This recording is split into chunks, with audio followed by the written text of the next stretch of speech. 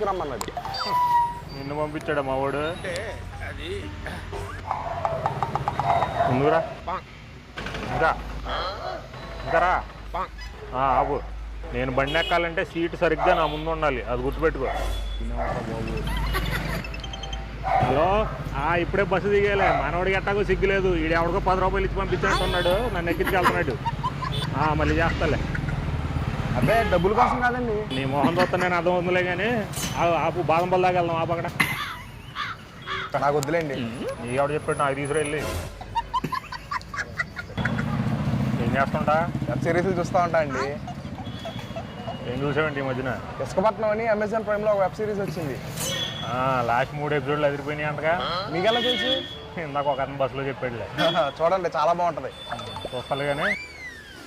సరే పదాలను చుట్టాలంటే ఖాళీ చేతులు వెళ్తే ఏం బాగుంటుందిలే కానీ దారిలో బిర్యానీ హోటల్ ఉంటావు.